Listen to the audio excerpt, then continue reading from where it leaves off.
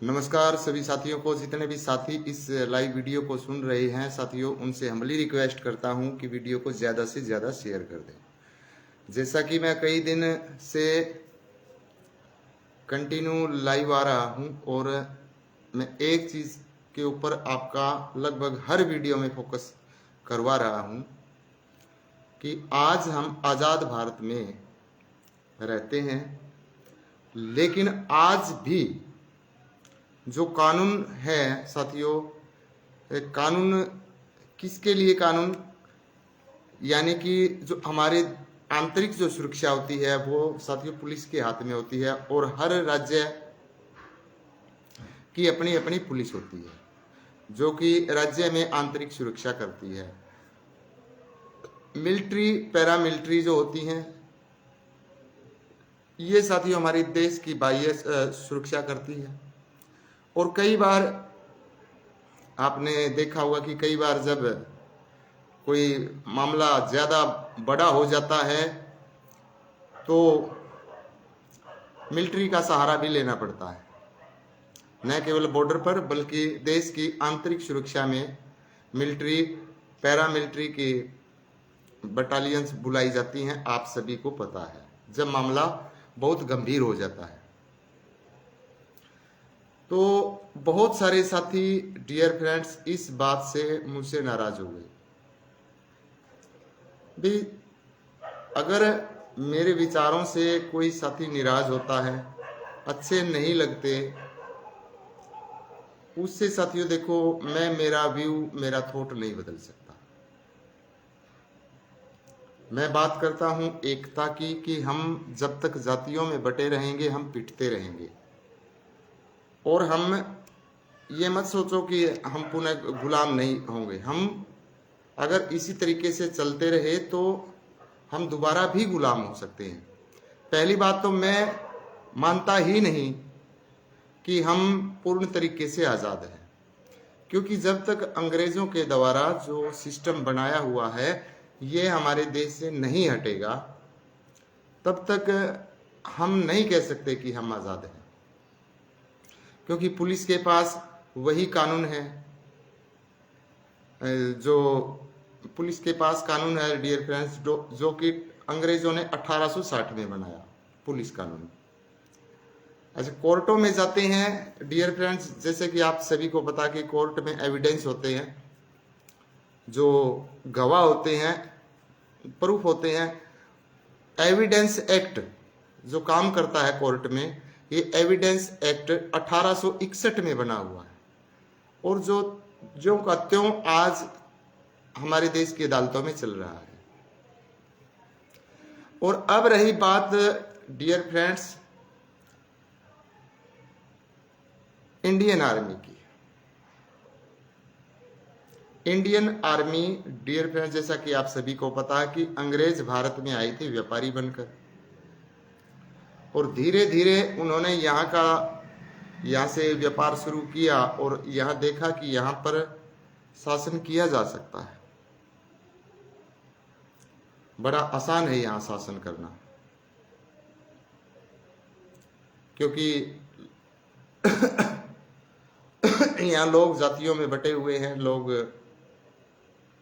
अलग अलग धर्मों में बटे हुए हैं, और उन्होंने पॉलिसी भी डियर फ्रेंड्स यही अपनाई थी, डिवाइड एंड रूल की। आप सभी जानते हैं डिवाइड एंड रूल की पॉलिसी अपनाकर उन्होंने पूरे देश के ऊपर इतने सालों तक राज किया। तो आज हमें जरूरत है साथियों एकता की। और एकता, कौन व्यक्ति एकता नहीं ला रहा, विशेष तौर पर जिन लोगों ने राजनीति करनी है वो लोग चाहते ही नहीं, वो लोग चाहते ही नहीं कि आप जातिवाद से बाहर निकले। यही कारण है जो कि क्यों कानून है डियर फ्रेंड्स। अब थोड़ा सा मैं आपके को बताऊंगा जो कि इंडियन आर्मी है, इनमें जो रेजिमेंट है डियर फ्रेंड्स, ये जातीय आधार पर क्यों है। इसका कारण क्या है कि ये जातीय आधार पर बनाई गई। ये भारत सरकार के द्वारा बनाई हुई नहीं है। ये डियर फ्रेंड्स बहुत पुरानी है, ये अंग्रेजों ने ही बनाई थी। कोई धर्म के आधार पर बनाई, कोई जाति के आधार पर बनाई, कोई अक्षेत्र के आधार पर बनाई।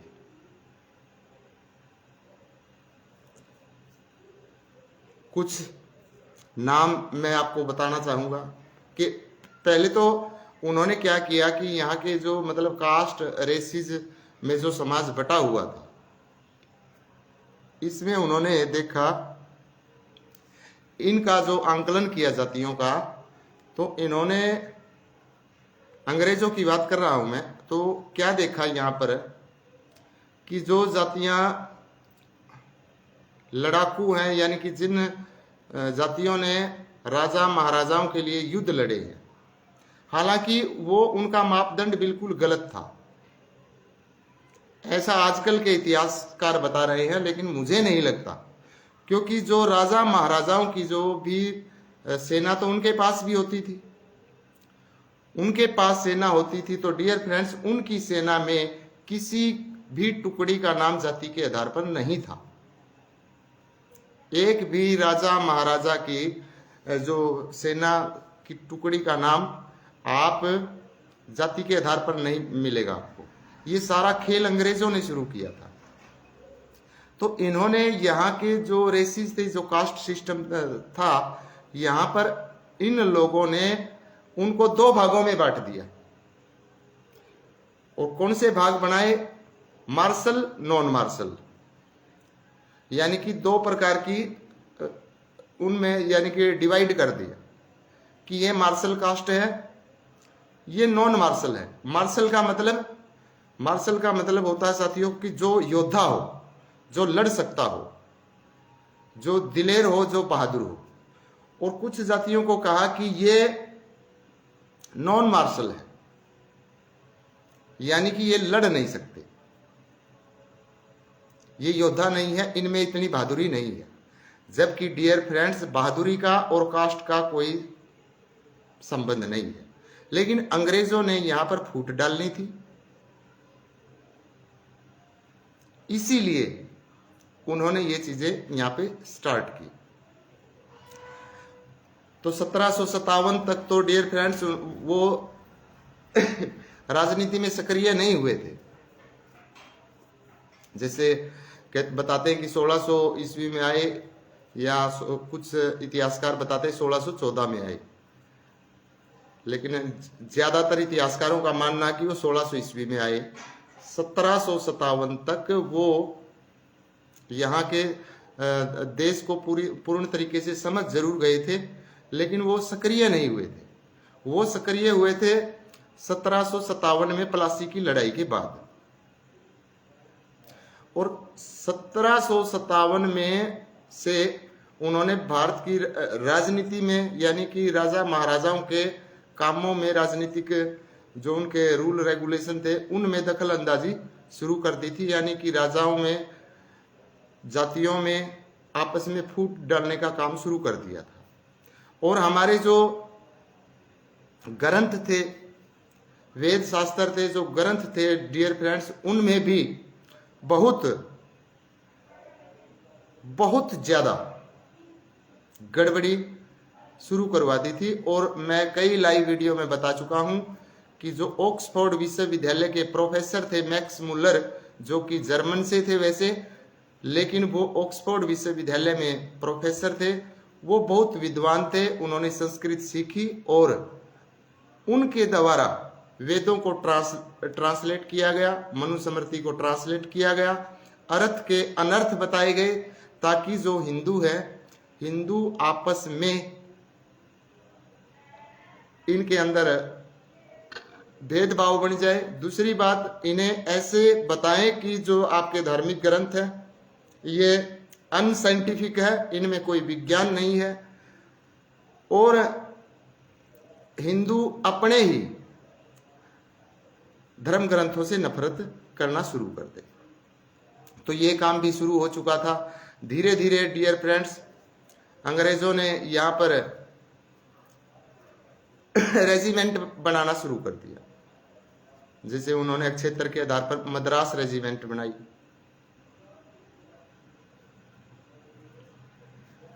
अच्छा, फिर डियर फ्रेंड्स, जब ये जाट रेजिमेंट जो है, जाट रेजिमेंट, और आज मेरे दिमाग में ये टॉपिक क्यों आया है ये भी मैं आपको बताऊंगा। आप पूरी वीडियो पर बने रहें, और अगर विचार अच्छा लगता है तो वीडियो को शेयर भी कर दें। अच्छा नहीं लगता वीडियो को तो भी शेयर कर दें, ताकि हो सकता है कि मेरी कहीं ना कहीं भी नॉलेज अधूरी रह गई हो, तो कोई बुद्धिजीवी होगा वो कोई कमेंट करके उनके सुझाव को मैं जरूर पढ़ूंगा और अपनी नॉलेज को मतलब और बढ़ाने की मैं कोशिश करूंगा। जहां तक मैं समझ पाया हूं कि ये जातीय आधार पर क्यों बनाई, मार्शल नॉन मार्शल बनाई, यानी कि ये जातियां मार्शल है, यानी कि ये बहादुर जातियां हैं, और ये बहादुर जातियां नहीं है। यानी कि जातियों में एक खाई बनाने का काम अंग्रेजों ने शुरू कर दिया। तो साथियों, जो 1795 में जाट रेजिमेंट के बारे में विचार मंथन शुरू होता है, और 1803 में जाट रेजिमेंट की मतलब पहली भर्ती हो जाती है। अच्छा, उन्होंने ये काम क्यों शुरू किया, और 1857 में जब क्रांति हुई तब तक काफी वो बना चुके थे रेजिमेंट। कोई मराठा रेजिमेंट थी, कोई जाट रेजिमेंट थी, यानी कि काफी कुछ बना चुके थे। गोरखा रेजिमेंट थी, और ये डियर फ्रेंड्स कुछ मुस्लिम के जो नाम थे उनके नाम से भी बनाई थी, वो मुझे ध्यान में नहीं आ रहा, और पूरे मुझे हिंदू वाली भी याद नहीं है इतनी, लेकिन जो मेन जो चीजें हैं वो मैं आपको बता देता हूं। जैसे ये सिख रेजिमेंट, ये एक धर्म के आधार पे खड़ी कर दी। ऐसा इन्होंने क्यों किया, अंग्रेजों ने ऐसा क्यों किया? उन्होंने उनका सिर्फ एक ही कारण था कि राज्य के किसी भी भाग में अगर विद्रोह हो जाता है, और वो विद्रोह अगर दबाना है, क्योंकि विद्रोह तो दबाना पड़ेगा, उसे तो खत्म करना पड़ेगा विद्रोह को, तो फिर कौन सी रेजिमेंट कहां पर भेजनी है। यानी कि जैसे अक्षेत्र के आधार पर क्यों बनाई? अक्षेत्र के आधार पर इसलिए बनाई क्योंकि अपने अक्षेत्र के, हो सकता है मान लिया कि उसी अक्षेत्र में विद्रोह है और उसी अक्षेत्र के वो सैनिक हैं, तो हो सकता है कि वो सैनिक जनता के ही साथ लग जाए। इसलिए उन्होंने ये काम शुरू किया कि क्षेत्र के आधार पर भी बनाओ, जाति के आधार पर भी बनाओ, और धर्म के आधार पर भी बनाओ, ताकि विद्रोह को दबाने में आसानी रहे। और जैसे मान लिया, हाँ, जो जातियां इन्होंने शुरू में कहा कि नॉन मार्शल है, शुरू में इन्होंने ब्राह्मण को नॉन मार्शल में लिया कि ये जातियां लड़ नहीं सकती, लेकिन इन लोगों ने ब्राह्मण रेजिडेंट भी बनाई। आप इतिहास पढ़ के देखना, इन्होंने चमार रेजिमेंट भी बनाई। चमार रेजिमेंट तो 1946 में जाकर खत्म हुई है, और लोग अब भी डिमांड कर रहे हैं कि चमार रेजिमेंट को दोबारा से शुरू करें। अरे, अब जातिवाद को खत्म करने की बजाय लोग डिमांड कर रहे हैं। और अखिलेश यादव ने तो जो पीछे चुनाव था ना, उन्होंने तो घोषणा पत्र में लिख रखा था कि अगर उत्तर प्रदेश में हमारी सरकार आती है तो हम अहीर रेजिमेंट बनाएंगे। एक्टर सुखबीर खोखा जी जुड़ चुके हैं, जय श्री राम। बहुत बहुत धन्यवाद। एक्टर सुखबीर खोखा अपना कीमती समय निकाल के लाइव ब्रॉडकास्ट पर आए हैं। उनसे हम्बली रिक्वेस्ट करता हूं कि जितने भी फेसबुक आईडी आपके नाम से चल रही है, जितने साथी आपकी फेसबुक आईडियों को हैंडल करते हैं, उन सभी के पास व्हाट्सएप पर मैसेज छोड़ दें, ताकि वीडियो ज़्यादा से ज़्यादा साथियों तक पहुंच पाए। और जितने भी पेजेज आपके हैं, आपके दोस्तों के पेज है, उन सभी साथियों को बोल दें कि हर पेज के ऊपर इस वीडियो को कोलैबोरेट कर दें। तो आज मेरे दिमाग में ये टॉपिक क्यों आया, मैं साथियों आज हालांकि किसी और विषय पर मुझे लाइव आना था, लेकिन आज मेरे सामने एक वीडियो आई कि कोई जाट नाम से फिल्म आई होगी। वो रिलीज हुई है, रिलीज नहीं हुई, मुझे नहीं पता, क्योंकि मुझे इतना वीडियोस देखने का समय नहीं लगता। लेकिन मैंने जो ही फेसबुक खोली तो मेरे सामने एक वीडियो आती है, और जो अपने आप को हरियाणा का ये कहता कि सबसे बड़ा मैं तो वो हूं, क्या बोलते हैं, भगवान श्री कृष्ण, यानी कि जो हरनंदिया है उनके मैं भात भरता हूं, हरस शिकारा, वो उस मूवी को प्रमोट करने लगा हुआ था। तो वो वीडियो जो ही मैंने फेसबुक के हाथ लगाया तो वो आई सामने, और उन्होंने एग्जाम्पल जो दिए और लोग बड़ी वाहवाही कर रहे थे, क्योंकि जाति के नाम पर अगर वाहवाही लेनी हो तो डियर फ्रेंड्स मैं ले सकता हूं, मैं भी ले सकता हूं, मेरे भी मिलियंस में व्यू आ सकते हैं, लेकिन मुझे तो भाई 100 व्यू ही काफी हैं।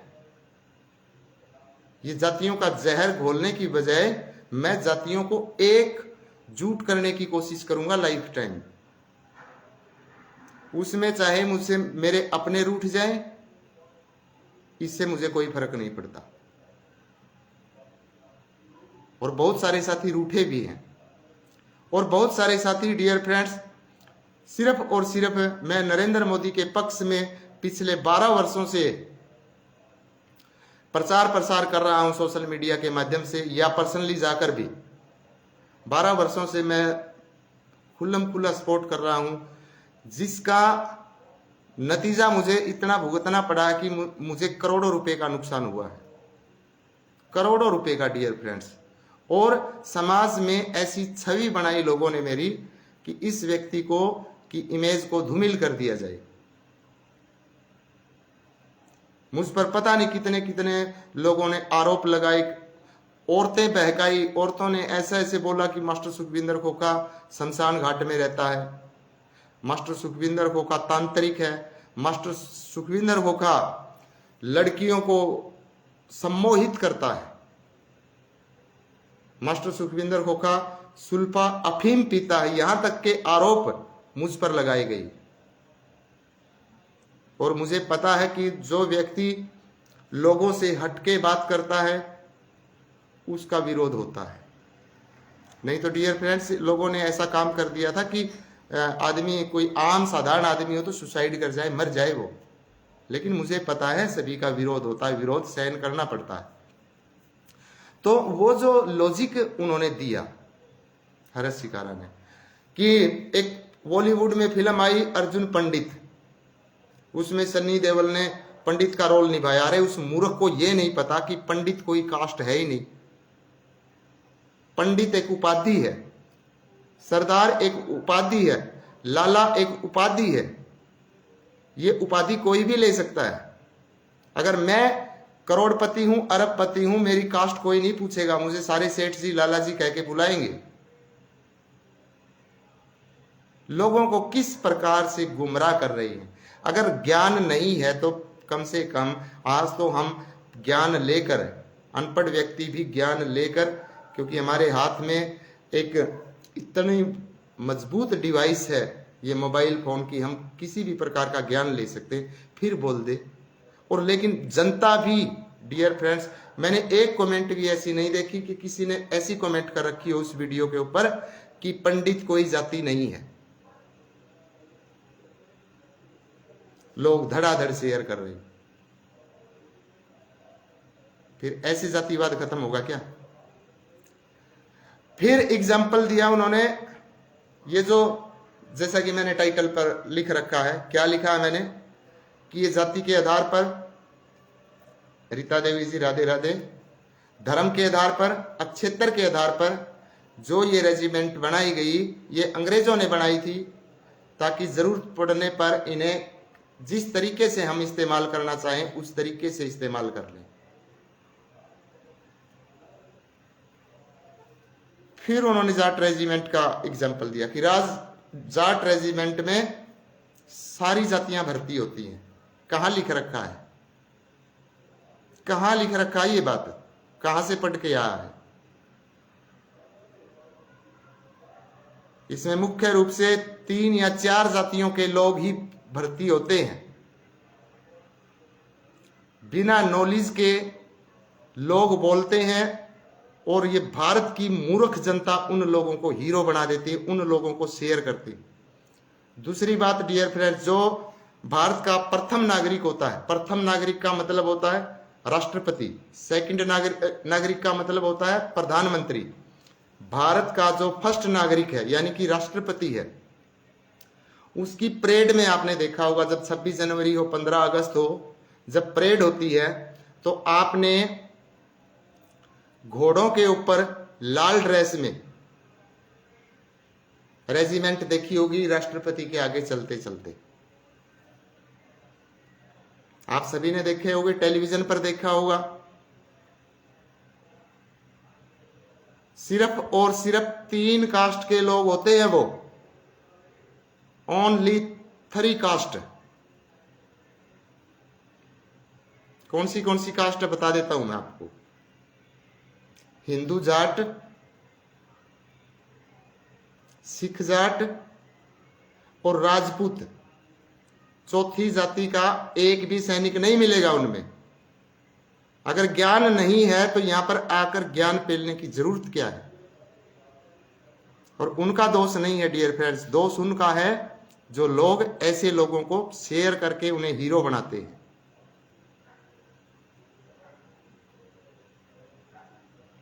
ये सारे का सारा खेल अंग्रेजों ने रचा हुआ है। जाति के आधार पर रेजिमेंट गठित अंग्रेजों ने इसीलिए की थी कि जिस क्षेत्र में विद्रोह होगा वहां पर देखेंगे कि कौन सी रेजिमेंट यहां पर शांत कर सकती है इस मामले को। और जो सैनिक तैयार किए अंग्रेजों ने, उन सैनिकों ने पिटाई किसकी करनी थी? हमारे देश के लोगों की ही। मारने कौन थे? हमारे देश के लोग ही मारने थे। तो जाहिर सी बात है कि उन्होंने जाति के आधार पर, क्षेत्र के आधार पर और धर्म के आधार पर नाम रखने पड़ेंगे, और इसी आधार पर उन्होंने भर्ती शुरू की। और आज भी डियर फ्रेंड्स वही सर्कल चल रहा है, वही अंग्रेजों की वही ज्यों की त्यों रेजिमेंट चल रही है, बल्कि नई बनाने की डिमांड और हो रही है।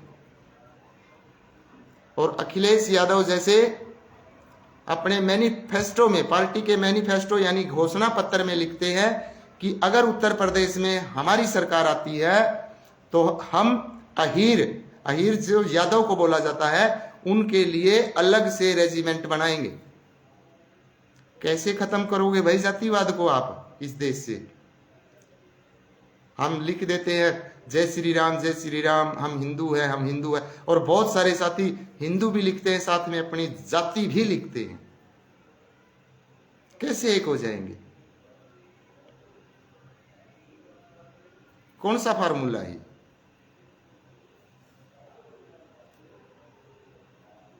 और जब तक एक नहीं होंगे, देश गुलाम होना है, डेफिनेटली गुलाम होगा।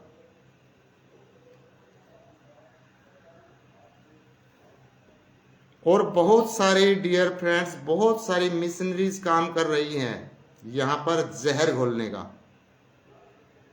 बाहर की ताकतों को छोड़िए, हमारे देश में जो नेता, जो लोग हैं, ये अपने स्वार्थ के लिए इन चीजों को रखना चाहते हैं। वे अपने ही रिलीजन में, अपने ही धर्म में फूट डाल रहे हैं, यानी कि वो वही थ्योरी पकड़े हुए हैं अंग्रेजों वाली। और हम बिखरते जा रहे हैं, और जितने हम बिखरते जाएंगे उतनी ही हमारी ताकत कम होती जाएगी।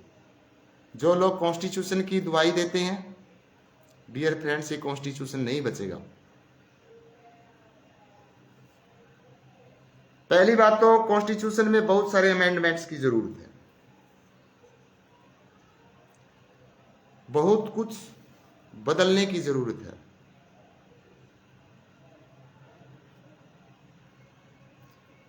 लोग सिर्फ ये जो है ना, मतलब एक जो दलितों के ऊपर जो लोग राजनीति कर रहे हैं, और जो मुस्लिम समुदाय है डियर फ्रेंड्स, ये तो कांग्रेस पार्टी ने अंधेरे में रखा ही है, इसमें कोई दोरा है नहीं। क्योंकि इनको पढ़ाई की तरफ प्रेरित नहीं किया, रोजगार की तरफ प्रेरित नहीं किया। वे आप पढ़ो लिखो, रोजगार के अवसर ढूंढो, ऐसी शिक्षाएं नहीं मिली कि आप बच्चे कम पैदा करो, ऐसी शिक्षाएं नहीं दी गई।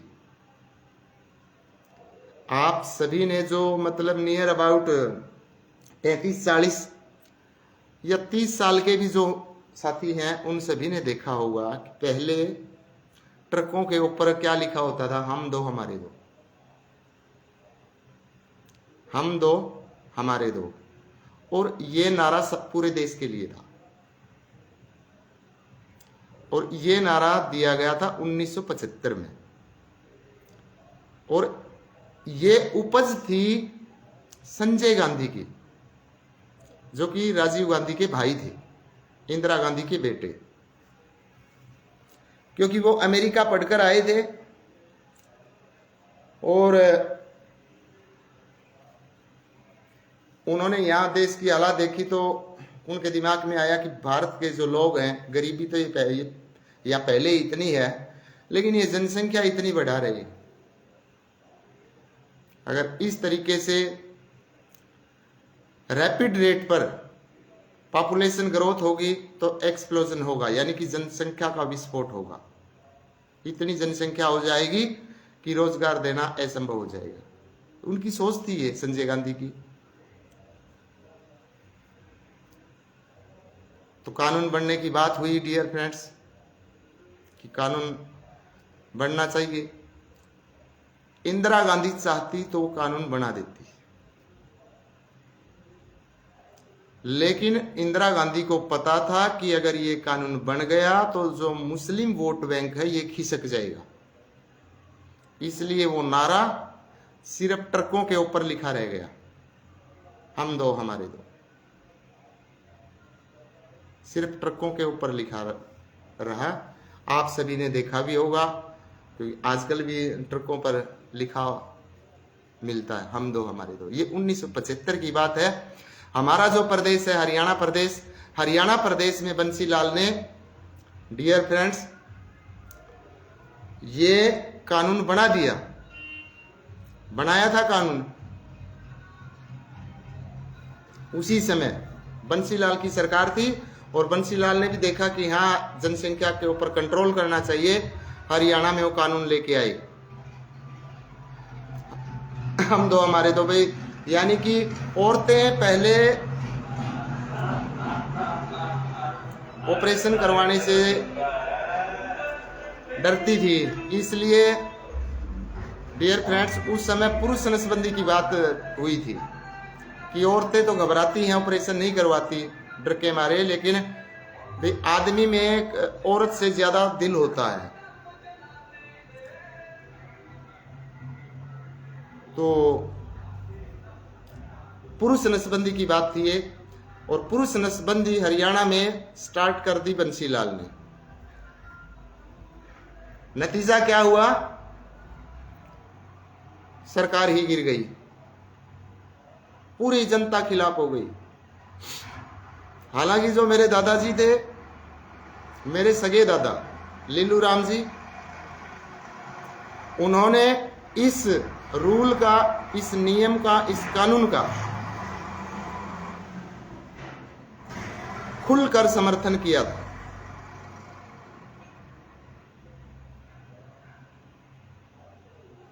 खुलकर समर्थन करने वाले मेरे गांव से मेरे दादाजी थे।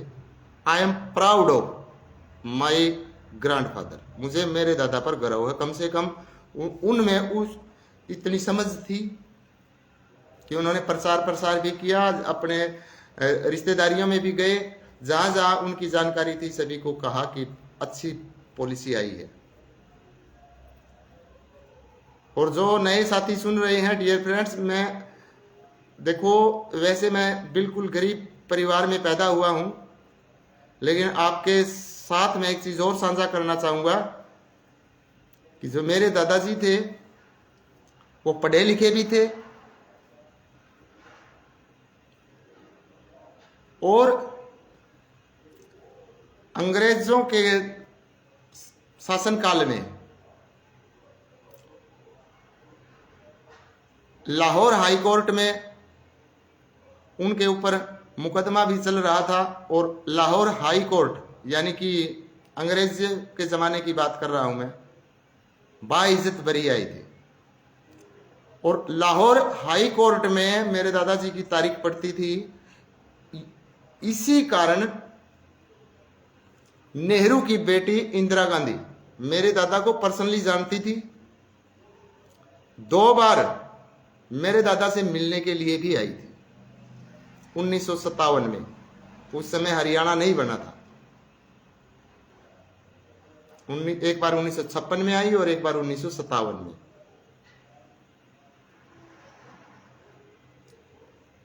और जब वो सतह में आई तो उन्होंने मेरे दादाजी को जमीन भी ऑफर की थी, जहां पर ये गुरु जम्बेश्वर विश्वविद्यालय हिसार में बना हुआ यहाँ पर, क्योंकि यहाँ पर पूरा जंगल था, जंगलात थी, इस जमीन की कोई वैल्यू नहीं होती थी।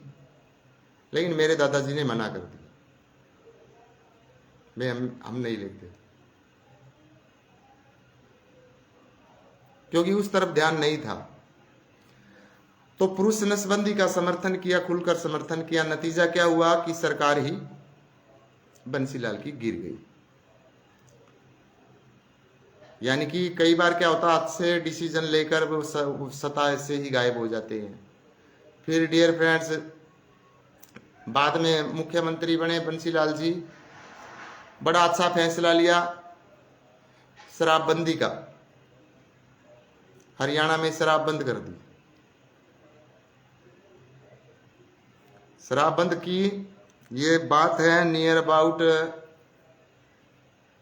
1996 की बात होगी या 1997 की, एग्जैक्ट डेट मुझे याद नहीं है कि 1996 या 97 में हरियाणा के अंदर बंसीलाल की सरकार थी। पार्टी का नाम था, उनकी खुद की पार्टी थी, हरियाणा विकास पार्टी। लड़का लड़की का निशान होता था, उस निशान पर वो हरियाणा के मुख्यमंत्री बने थे। शराबबंदी का नारा देकर बने थे कि मैं अगर मुख्यमंत्री बन जाता हूं तो हरियाणा में शराब को बंद कर दूंगा। तो शराबबंदी पर साथियों महिलाओं के जो वोट थे उनके पक्ष में पड़े और उनकी सरकार बनी और उन्होंने शराबबंदी कर दी। नतीजा क्या होता शराबबंदी का, क्योंकि ये जो जनता है ना, जनता भी अच्छे फैसले नहीं करने देती। तो हरियाणा में डियर फ्रेंड्स, राजस्थान से और पंजाब से आउट की मतलब शराब बिकनी शुरू हो गई। लोगों ने घर घर भट्टी बना ली और खुद बंसीलाल का लड़का, जिनका नाम था सुरेंद्र खुद बंसी यानी कि मुख्यमंत्री का बेटा ही उस स्मगलिंग में, यानी शराब की स्मगलिंग जो होती थी उसमें वो फंस गए। नतीजा ये हुआ बंसीलाल की बेचारे की फिर सरकार गिर गई। 1999 में बंसीलाल की सरकार गिर गई।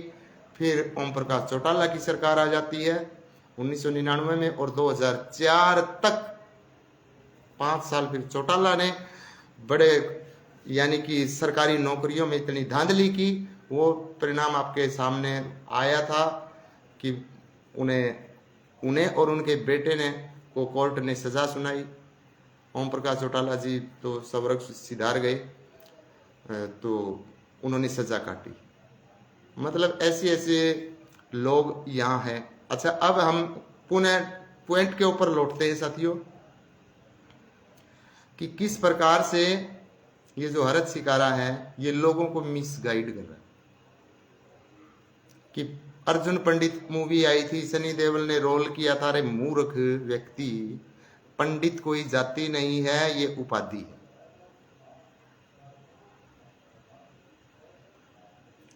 क्योंकि जाति गोत्र के अलावा उपाधि भी होती है। फॉर एग्जाम्पल, जैसे छोटू राम जी थे, उन्हें सर की उपाधि से नवाजा गया था, सर छोटू राम लिखा जाता, तो सर की उन्हें उपाधि मिली थी। तो ये पूरा का पूरा जो खेल था डियर फ्रेंड्स, ये जो रेजिमेंट का जो जातीय आधार पर लेके आई, पहले तो मार्शल और नॉन मार्शल में जातियों को बांट दिया कि ये बहादुर जातियां हैं और ये बहादुर जातियां नहीं है। नॉन मार्शल है, इनमें कर्ज नहीं है, यानी इनमें हिम्मत नहीं है, ये युद्ध नहीं लड़ सकते। ऐसा सिस्टम अंग्रेजों ने चलाया। तो फिर एग्जाम्पल वो क्या दे रहे हैं कि जाट रेजिमेंट, इसमें सभी कास्ट के लोग भर्ती होते हैं, जबकि मैंने बताया कि इसमें सिर्फ 3-4 कास्टों के लोग भर्ती होते हैं। और जो प्रेसिडेंट की जो गार्डिंग करते हैं, यानी कि उनके सिक्योरिटी करते हैं जो सैनिक, उनमें सिर्फ और सिर्फ 3 कास्ट के ही होते हैं। कास्ट मैंने बताई, पुनः सुन ले, याद हो जाएंगी। हिंदू जाट, सिख जट और राजपूत। जो घोड़ों के ऊपर जो बैठे हुए सैनिक देखे होंगे, जो लाल ड्रेस में होते हैं, जब परेड होती है तो वो घोड़ों की वो दिखाई जाती है ना परेड, चौथी कास्ट का उनमें कोई सैनिक नहीं होता। तो वही चीजें। अब एक बात बताएं, एकता कहां से आएगी? अच्छा चलो मान लेते हैं कि मार्शल और नॉन मार्शल जातियों में बांट दिए अंग्रेजों ने, यहां भी नहीं टिके। फिर भाई ये लड़ नहीं सकते, ये लड़ नहीं सकते तो फिर चमार रेजिडेंट क्यों, ये रेजिमेंट क्यों बनाई? ब्राह्मण रेजिमेंट क्यों बनाई? पहले तो कहा कि ब्राह्मण लड़ नहीं सकते, लेकिन फिर वो भी बना दी। क्यों? क्योंकि उन्हें पता था कि जहां जाट काम नहीं करेगा वहां इन्हें अड़ा दो, वहां चमार को अड़ा दो। मान लिया कहीं पर जाटों ने विद्रोह कर दिया, किसी क्षेत्र में जाटों ने विद्रोह कर दिया अंग्रेजों के खिलाफ, तो वहां पर चमार रेजिमेंट को भेज दो और बोल दो कि ये तुम्हारे दुश्मन है, कुचल दो जाके। तो इसलिए ये चीजें आई थी। कितने साथी इन बातों पर फेथ करते हैं, विश्वास करते हैं? आप सोच के देख लेना कि अंग्रेजों ने ये सिस्टम क्यों लेके आए। क्योंकि उनकी पॉलिसी यही थी, डिवाइड एंड रूल। और इसमें बहादुर या बिना बहादुर का जाति से कोई संबंध नहीं है कि ये जाति बहादुर है। बहादुर तो सभी जातियां थी,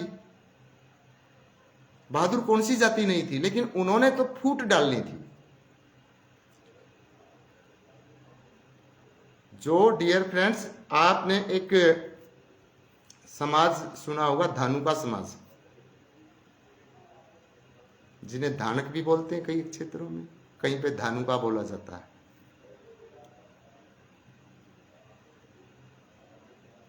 ये कोई कायर जाति नहीं थी, ये धनुष बनाने वाली जातियां थी।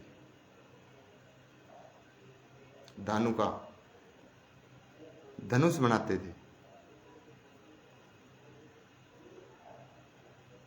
कायर जाति तो कोई भी जाति कायर थी ही नहीं। लेकिन इसमें साथियों अंग्रेजों ने भी भूमिका निभाई है और हम खुद भी जिम्मेदार हैं। अब तो अंग्रेज नहीं है, अब बहुत सारे कलाकार हैं जातियों के नाम पर गाने निकाल रहे हैं। क्या फैला रहे हैं वो? क्या दिखाना चाहते, क्या बताना चाहते देश को? जो लोग जातियों के आधार पर गाने बनाते हैं, अब जैसे कि मैं बता रहा था कि एक जाट मूवी आई है, वो रिलीज हुई है या रिलीज नहीं हुई, बिल लाइट चली गई साथियों। मैं देखता हूँ, वेट करता हूँ 1-2 मिनट, ताकि आवाज तो आप तक पहुंचती रहेगी। आ जाती है तो ठीक है, नहीं तो फिर काट देंगे। क्योंकि लाइट के कट बहुत ज़्यादा लगते हैं। तो साथियों, ये जो जाति के आधार पर गाने आए, अब जातियों के आधार पर क्या आने लगी, फिल्म आने लगी। यानी कि हमारे धर्म को कमजोर करते चलो, इनका मकसद यही है। क्योंकि जितने हम आपस में ये दिखाएंगे हम सुपीरियर हैं, हम दूसरी जातियों से ज्यादा बहादुर थे, क्योंकि ये चीज तो यहाँ यहीं से आ गई ना। जो रेजिमेंट है, रेजिमेंट का मतलब क्या होता, अक्षत्रिय। लड़ने का काम अक्षत्रिय का है कि हम अक्षत्रिय जाति हैं, और दूसरी कायर जाति है।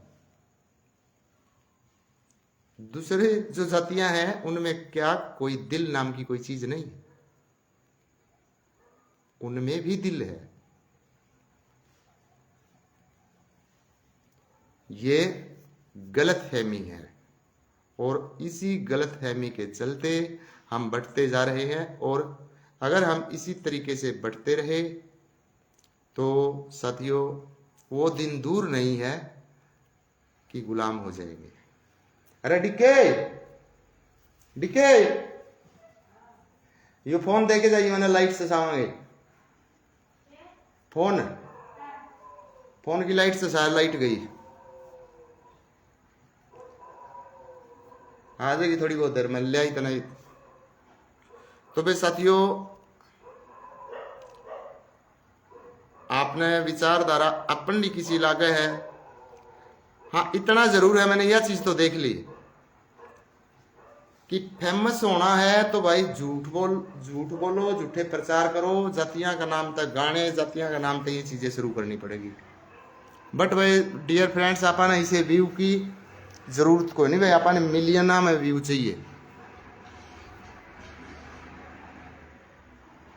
ये सोच अपनी है नहीं। आप बोल रहे हैं सच, चाहे पूरी लाइफ में 1000 आदमी सुनियो, अपन सुना तो ले ज्यादा है डियर फ्रेंड्स, ऐसी बात नहीं है, क्योंकि 1000 चैनलों पर तो मेरी वीडियो है।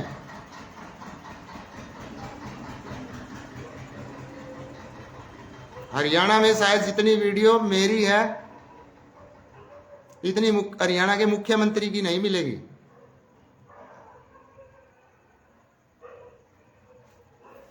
वीडियो बहुत है, एक वीडियो को 100 व्यक्ति भी एक दिन में देखते होंगे तो भी आप अंदाजा लगाओ कितने लोग मुझे सुन रहे होंगे।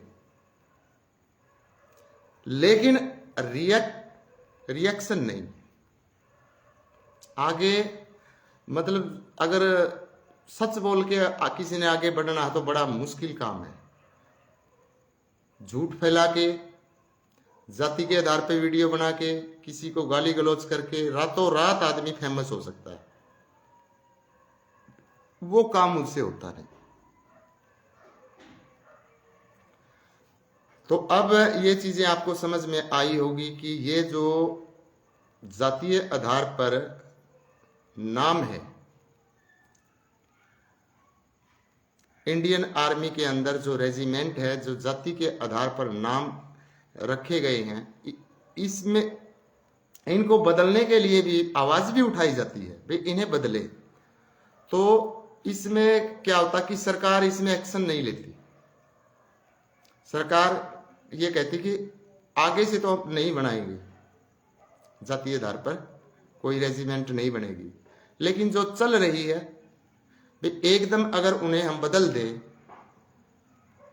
क्योंकि इनका क्या होता है, जो सैनिक होते हैं इनका दिमाग, आपने सुना भी होगा कि फौजियों का दिमाग कैसा होता है, तो एकदम ये नाम बदलते, क्योंकि इनके अंदर ईगो आ चुकी है कि मैं जाट रेजिमेंट का सैनिक हूं। वो ये नहीं कहते कि मैं इंडियन सोल्जर हूं, नहीं, मैं जाट रेजिमेंट का हूं। और ये पिछले 250-300 साल से ऐसे बोलते आ रहे हैं। तो एकदम उनकी ईगो हर्ट होगी, और ईगो हर्ट होने से भी उन्हें वो सरकार निराश नहीं करना चाहती, इसलिए नाम चेंज नहीं हो रहे। लेकिन कम से कम जो ठीक है चल रहा है वो चल रहा है। अब नए सिरे से तो कम से कम जैसे वो जो झूठा प्रचार कर रहे हैं वो झूठा प्रचार तो न करें। किसी कौम को बहादुर बताना कि ये मेरी जाति है और मेरी जाति बहादुर है, दूसरी जाति है कायर है, तो इसमें तो अपने आप ही फूट पड़ जाएगी धर्म में। आप सभी को साथ लेकर चलने का काम क्यों नहीं करते कि भारत की जो आज़ादी है जैसे तैसे करके हमने आज़ादी पाई। हालांकि मैं इसे पूर्ण आज़ादी नहीं मानता, क्योंकि पहली बात कि सामाजिक आज़ादी नहीं है और राजनीतिक आज़ादी भी कहने के मात्र है। लोगों की जो सोच है वो सोच नहीं बदली है। आज भी लोग, डियर फ्रेंड्स, जो सरकारें जो बनती है, सरकारें एक सरकार दो सरकार नहीं होती कि राज्य सरकार और भारत सरकार अकॉर्डिंग टू कॉन्स्टिट्यूशन, संविधान के अनुसार सरकार 5 भागों में डिवाइड है, 5 भागों में बटी हुई है। पहले ग्राम लेवल पर, यानी कि ये जो सिद्धांत है ये महात्मा गांधी का सिद्धांत है कि भारत गांव में बसता है, तो गांव के लिए अलग से व्यवस्था हुई, यानी ग्राम पंचायतों का गठन। ये भी एक गांव की सरकार है और मेरे हिसाब से सबसे महत्वपूर्ण सरकार यही है,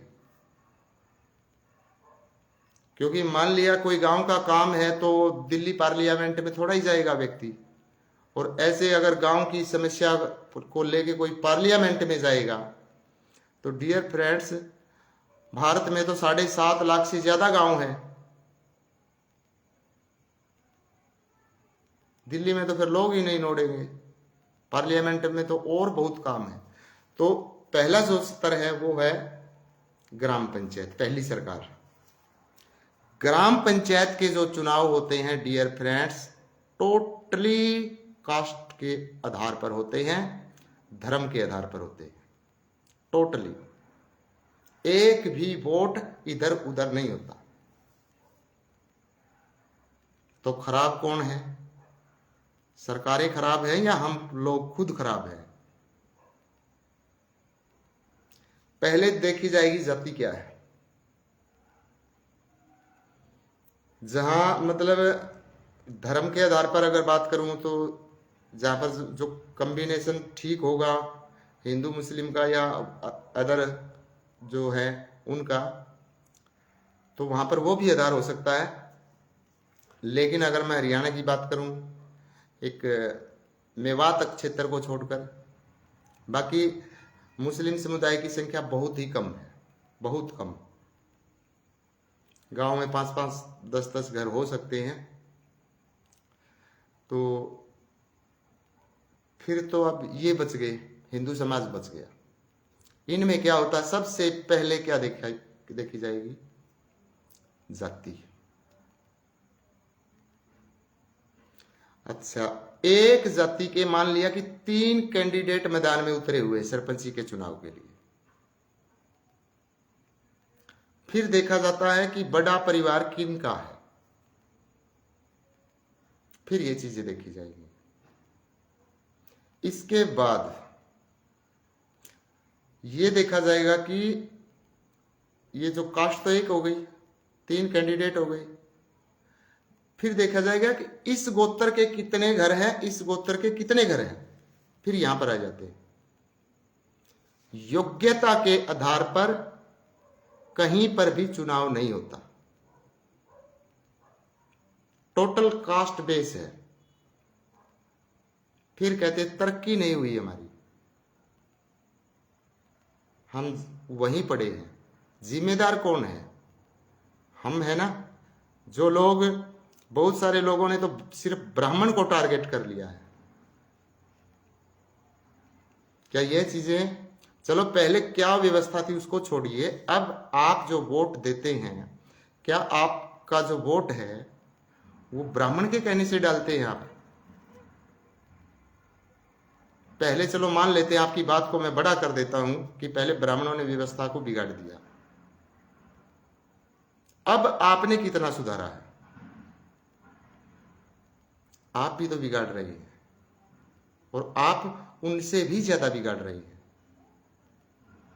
आपने दलित समुदाय के लोगों को यहां तक की कहानियां सुनाई है कि अगर कोई शूद्र वेद पढ़ना तो दूर, अगर वेद सुन भी लेते थे तो उनके कानों में शीशा भर दिया जाता था। आपके कौन से पूर्वज के कान में शीशा भरा हुआ है?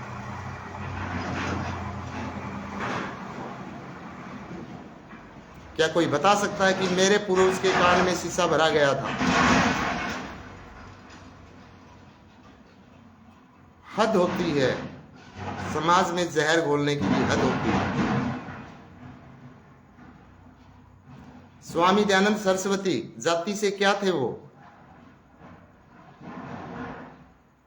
स्वामी दयानंद सरस्वती जाति से क्या थे? फिर ये लोग कहते हैं इन्होंने ऐसी तैसी कर दी।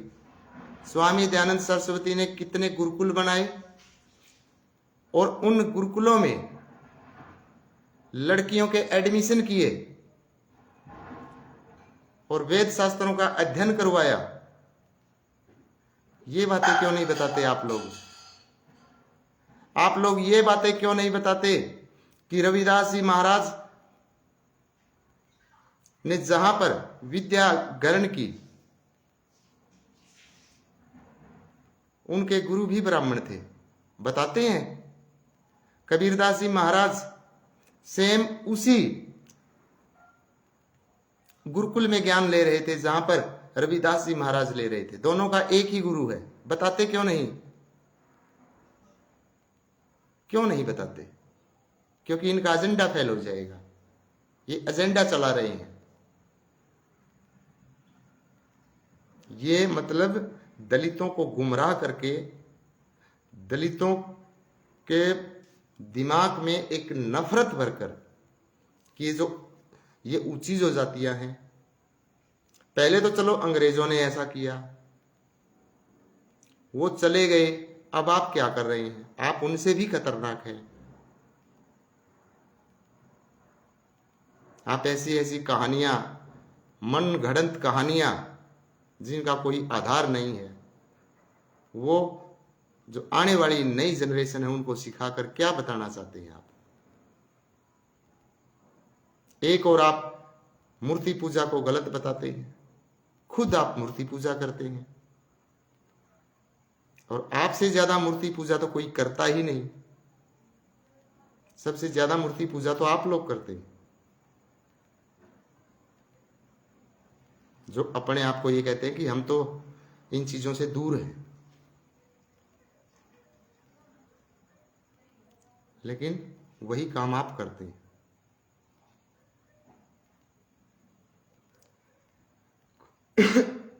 डियर फ्रेंड्स, जितना हम मॉडर्न होते जाएंगे, मतलब मॉडर्न होना चाहिए, मैं ये नहीं कहता कि आप रूढ़िवादिता में जिए, आप साइंस को छोड़ दें, मेरा कहने का मतलब ये नहीं। और मेरा कहने का मतलब ये भी नहीं कि साइंस अब आई है। मैं तो यहां तक कहता हूं कि ये जो साइंस आ रही है, ये सारी की सारी ऑलरेडी वेद शास्त्रों में लिखी हुई है। ये एक अलग बात है कि हमारा बहुत सारा ज्ञान नालंदा विश्वविद्यालय की लाइब्रेरी के साथ ही जल गया। और वो जलाया किसने? अख्तियार खिलजी ने। और जैसा कि मैंने कल के लाइव में भी बताया था, इन लोगों ने अब क्या एजेंडा चला रखा है, और ये ट्रेंड करेगा थोड़े दिन के बाद। मैं एडवांस में बताता हूं आपको। ये लोग अभी से इन्होंने प्रैक्टिस शुरू कर दी है कि नालंदा विश्वविद्यालय अख्तियार खिलजी ने नहीं जलाया, बल्कि एक ब्राह्मण ने जलाया था। और एक तारानाथ महाराज की किताब का ये एग्जाम्पल दे रही है। मैं आपको एडवांस में बताता हूं, कुछ समय के बाद देखना ये चीज ट्रेंड करेगी। दलितों के मंचों से ये हर मंच पर गूंजेगी ये बातें। ये जोर जोर से अच्छा स्पीच देने वाले, अच्छा जोशीला भाषण देने वाले नेताओं को कहेंगे आप, क्योंकि जोर जोर से बोलो बार बार बोलो, झूठ बोलो, कुछ समय के बाद वो सच लगने लगेगी। ऐसा होने वाला हमारे देश में। तो जितने भी साथी हमारी कल्चर को मानते हैं, मेरा कहने का मतलब यह नहीं कि जो मुस्लिम है भी वो हमारे देश से प्यार नहीं करते। करते बहुत सारे हैं जो हमारे देश की मिट्टी से प्यार करते हैं, और वो प्यार सिर्फ इसलिए करते, मैं आपको एक बात बता देता हूं, वो प्यार इसलिए करते हैं क्योंकि वो कहीं ना कहीं इसी संस्कृति का हिस्सा है। यानी कि उनके पूर्वज सनातनी ही हुआ करते थे, और उनका वो जो डीएनए है वो डीएनए ज्यों का त्यों आ रहा है। लेकिन जो बाहरी आक्रांताओं की औलाद है वो इस देश के नहीं हो सकते। वे इस देश को अपना देश नहीं मानते, क्योंकि इस बात का सभी ने पता है कि जो धर्म परिवर्तन हुआ है वे उसमें सारे हथकंडे अपनाए गए हैं। लालच भी दिया गया है, लालच भी दिया गया, साथियों डराए भी हैं, कत्ल भी हुए हैं। सिखों के धर्म गुरुओं ने देखो कितने अपने कुर्बानी दी है, उनके बच्चे तक, जिंदा बच्चे तक दीवारों में चिनवा दिए गए। तो जो आम जो लोग हैं फिर डर के मारे भी उन्होंने इस्लाम कबूल किया होगा। मैं ये नहीं कहता, फिर डरता क्या नहीं करता, डरता क्या नहीं करता। आदमी का अगर यहाँ तलवार रख दे तो सारे व्यक्ति ये थोड़े कहेंगे कि मेरी गर्दन काट दे। ऐसा तो नहीं है कि सारे ये बोल देंगे काट दे भाई, वो हाथ भी जोड़ लेंगे, ना भाई छोड़ दे ले, मैं तो आप जैसा कहोगे मैं वैसा ही कर लूंगा। तो ऐसी जनसंख्या भी बहुत है। तो ऐसे भी मतलब ये धर्म परिवर्तन हुआ है। अब जैसे हमारे देश में जो ईसाई बन रहे हैं, ईसाई बन रहे हैं, यहाँ पर भी क्या क्या होता है, ये जो हिप्नोटाइज करके लोगों का इलाज करते हैं, लोगों का ईसाई की धर्म की ओर खींच रहे हैं, लालच भी देते हैं, उन्हें पैसा दे देते हैं, किसी को अनाज दे देते हैं, तो लालच में आके फिर वो चर्च में जाना शुरू कर देते हैं।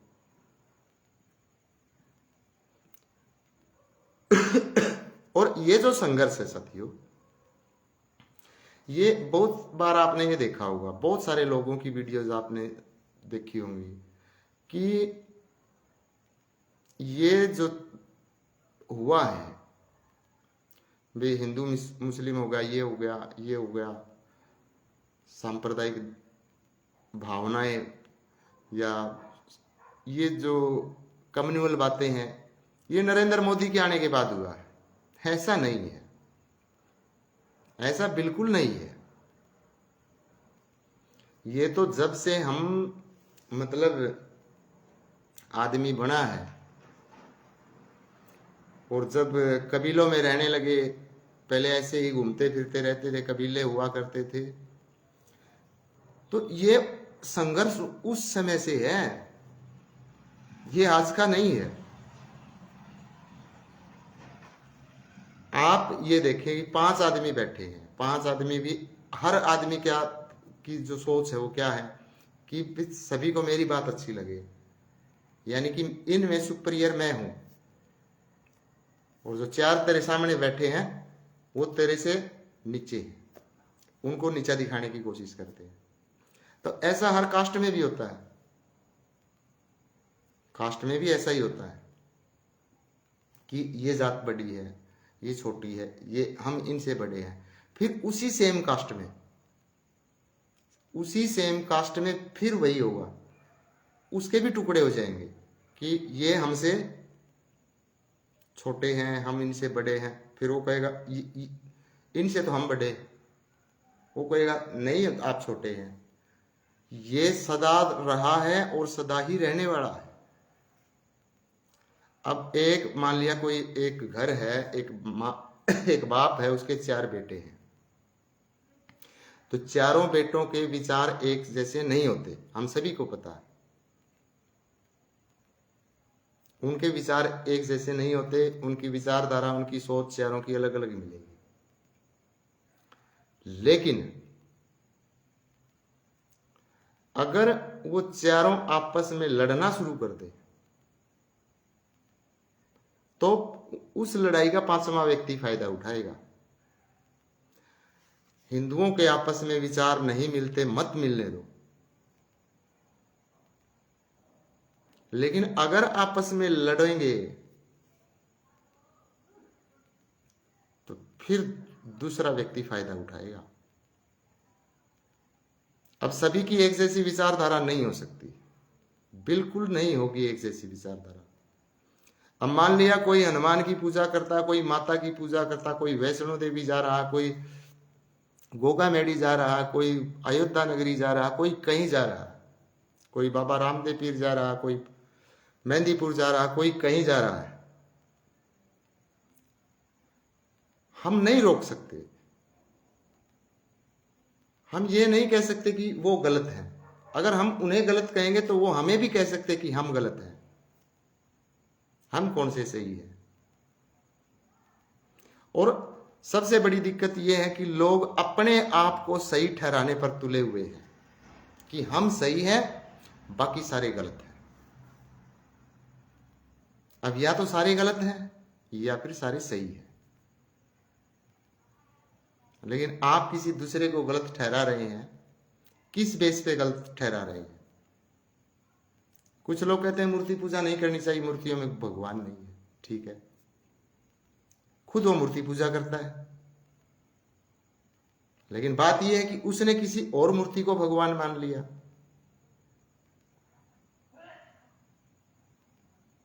उसने किसी और डिजाइन की मूर्ति को भगवान माना है।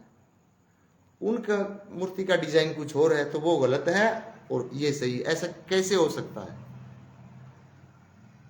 या तो फिर मूर्तियों में फिर कुछ है ही नहीं, या है तो फिर जितने भी साथी जो जिन जिन मूर्तियों को ले बैठे वो सारे सही है। इसमें विरोध की कौन सी बात है? बहुत सारे कहते हैं ये जो तीर्थ यात्रा पर जाते हैं क्या फायदा है, इतने लोग वहां जाते हैं, कोई कावड़ लेने जाता है, या नहीं जाना चाहिए। अरे आपने बुरा लगता है मत जाओ,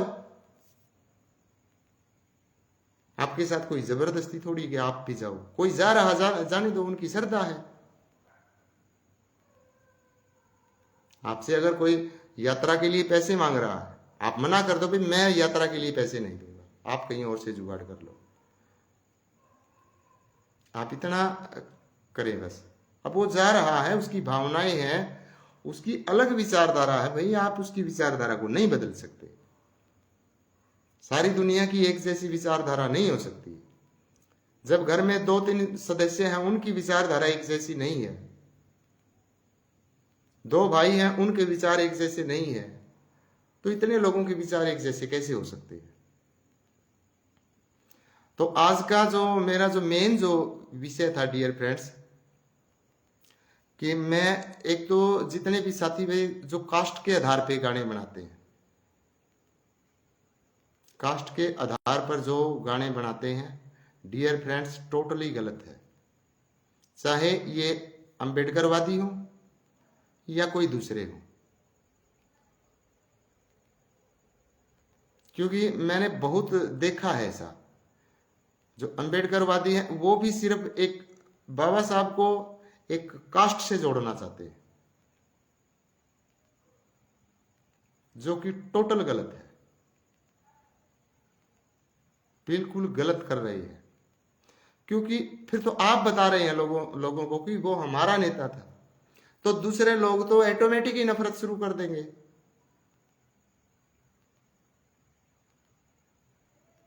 आप ये क्यों नहीं कहते वो सबका है? वह कास्ट की ठप्पा लगाना क्या जरूरी है? दूसरी बात डियर फ्रेंड्स, जैसे कि मैंने शुरू में बताया भाई आ तो गई लाइट। शुरू में मैंने बताया कि आज का मैंने ये विषय क्यों चुना। भाई एक साथी ने ऐसी प्रचार प्रसार कर रहा था कि पंडित अर्जुन पंडित मूवी आई, सनी देओल ने पंडित का रोल किया। उस मूर्ख को यह नहीं पता कि पंडित कोई जाति नहीं है, उपाधियां होती हैं।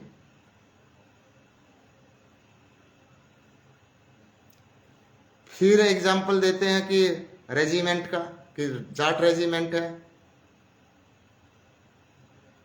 उन्हें ये नहीं पता ये जाट रेजिमेंट, ये सिख रेजिमेंट, ये गोरखा रेजिमेंट, ये राजपूत रेजिमेंट ये भारत आजाद होने के बाद की नहीं है, ये अंग्रेजों की बनाई हुई है और जो कि त्यों चल रही है। और फिर मैंने एक वो बताया कि राष्ट्रपति की जब 26 जनवरी या 15 अगस्त को आप देखते होंगे जब परेड निकाली जाती है रेजिमेंट की, तो एक रेजिमेंट आपने देखी होगी, घोड़ों पर होते हैं सैनिक, लाल ड्रेस होती है, उसमें सिर्फ और सिर्फ 3 कास्ट के लोग होते हैं। कास्ट कौन सी? हिंदू जाट, सिख जट और राजपूत। चौथी कोई कास्ट नहीं होती। तो कैसे जातिवाद को खत्म करोगे आप? और नेता तो घोषणा पत्र में लिखते हैं। जैसा कि मैंने बताया था पहले, दोबारा बता देता हूं कि अखिलेश यादव ने अपने घोषणा पत्र में क्या लिखा कि अगर उत्तर प्रदेश में हमारी सरकार बनती है तो हम अहीर रेजिमेंट का गठन करेंगे, यानी कि यादव भर्ती करेंगे उसमें। कैसे खत्म होगा जातिवाद? और जो चमार रेजिमेंट 1946 में खत्म हुई, जो चमार रेजिमेंट 1946 में खत्म हुई, उसकी लोग डिमांड कर रहे हैं कि वो चमार रेजिमेंट दोबारा आनी चाहिए।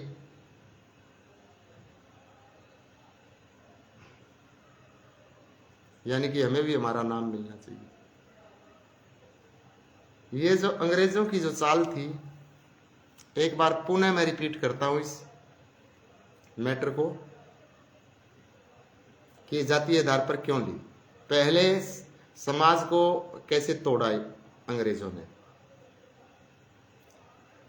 कि उन्होंने यानी कि जो रेसिस होती हैं, कास्ट होती हैं, इनको 2 भागों में बांट दिया, मार्शल एंड नॉन मार्शल।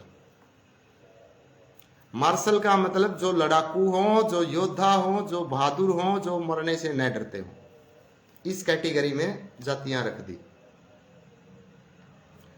फिर कर दिया नॉन मार्शल। उसका अर्थ उन्होंने बताया कि ये बहादुर नहीं है, ये जातियां, इनका लड़ाइयों में योगदान नहीं है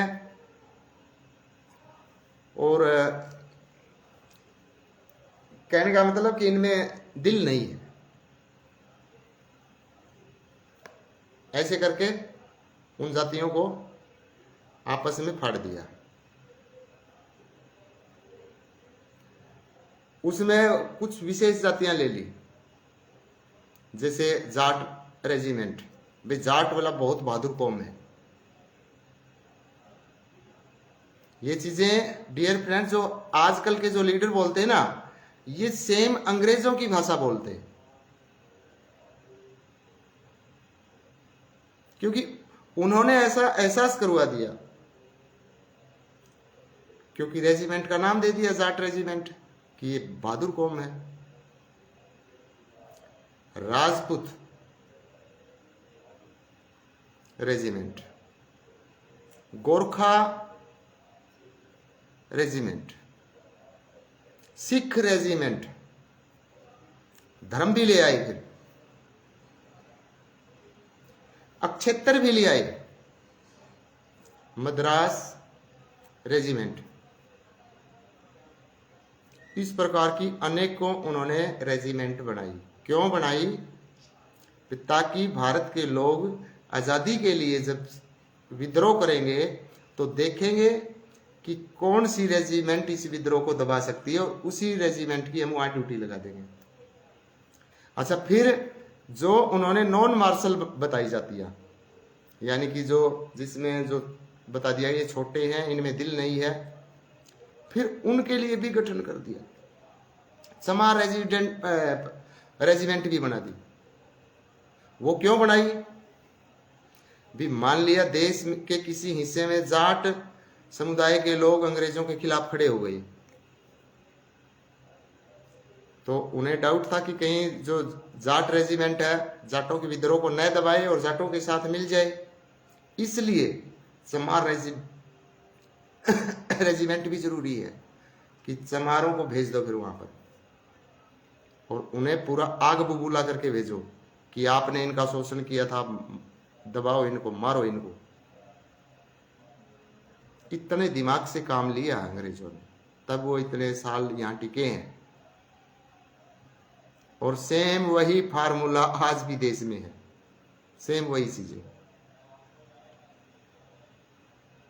ब्राह्मण रेजिमेंट भी बनाई। पहले तो कहा कि ब्राह्मण लड़ नहीं सकते, ये तो बस इन्होंने तो पूजा पाठ किया, इन्हें क्या पता लड़ाई का।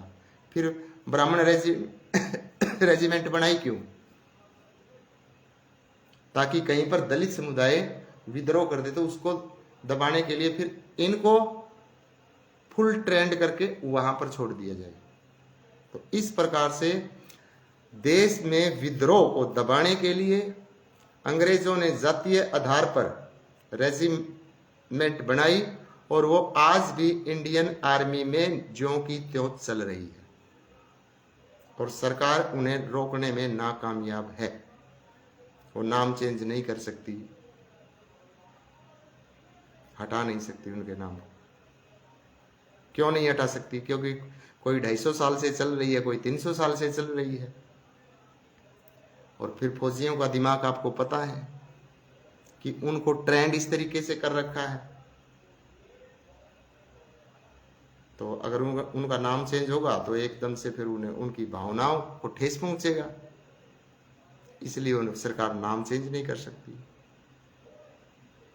चमार रेजिमेंट को खत्म किया 1946 में। लोग आवाज उठा रहे हैं कि हमारी क्यों खत्म कर दी फिर?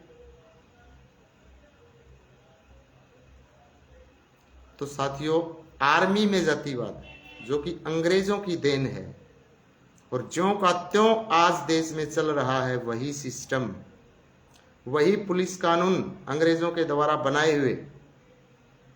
पुलिस कानून क्या है? 1860 में अंग्रेजों ने बनाया था, आज भी देश में ज्यों का त्यों है, कोई 1% भी बदलाव नहीं। एविडेंस एक्ट, अगर किसी साथी का कोर्ट में कभी वास्ता पड़ा हो, उनके समझ में आएगी मेरी बात। एविडेंस एक्ट, एविडेंस का तो पता है, एविडेंस क्या होता है? गवाह सबूत, वो कोर्ट में लगता है। एविडेंस एक्ट कौन सा काम कर रहा है? जो कि 1861 में बना था। फिर कहते हैं हम आजाद हैं। अंग्रेजों के कानून ज्यों के त्यों है। दे जाओ संविधान की दवाई कि संविधान से चल रहा है देश, संविधान से चल रहा है। कानून कौन से हैं? अंग्रेजों वाले। कोई व्यक्ति आपको सच बताता है, वीडियो को शेयर करने में बड़ी हेजिटेशन होती है, शेयर करना नहीं चाहते। और कोई व्यक्ति जातीय जहर उगलता है, आपके ही धर्म को जातियों में तोड़ने की बात करता है, उनको लोग धड़ाधड़ शेयर करते हैं। और जो जोड़ने की बात करता है, उसकी किसी के सामने वीडियो चली गई, सुन ली, ना ही कोई कमेंट करेंगे, ना लाइव वीडियो को लाइक करेंगे, ना ही शेयर करेंगे। ये आपकी क्या है? कवर्डनेस, ये आपकी कायरता है, ये आपकी पुनः गुलाम होने के संकेत हैं।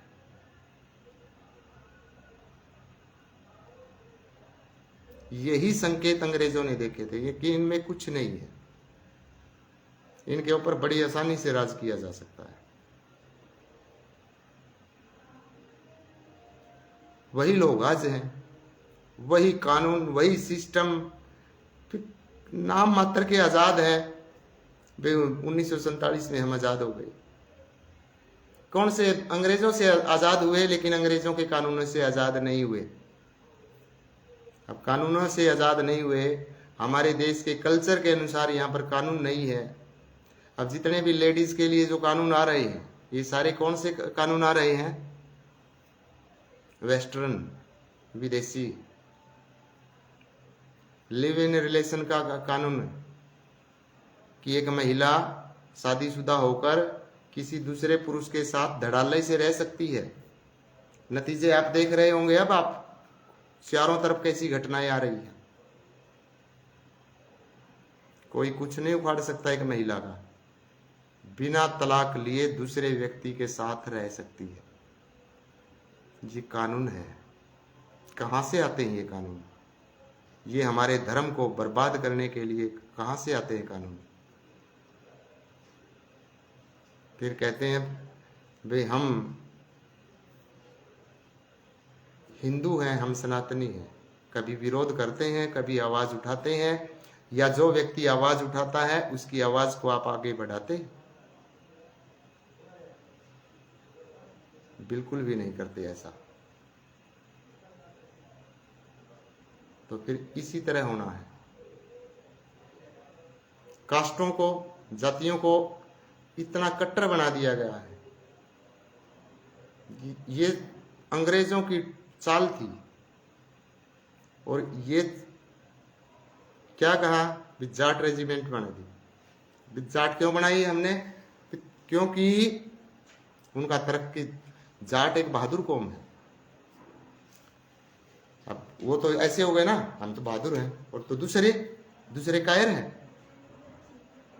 दूसरे कायर हैं क्या? यहां से क्या हो गया, एक फूट पड़ गई जातियों में। जो समझदार है मेरी बातों को, वही व्यक्ति समझ पाएगा। फिर डियर फ्रेंड्स कह दिया कि ब्राह्मण कैसे युद्ध करेंगे। ब्राह्मण युद्ध नहीं कर सकते। इन्होंने तो हमेशा पूजा पाठ की है, मंदिरों में बैठे हैं, ये युद्ध नहीं कर सकते। लेकिन कुछ समय आगे चलने के बाद ब्राह्मण रेजिमेंट भी बना दी। फिर उनमें बहादुरी कहां से आ गई? क्यों बना दी?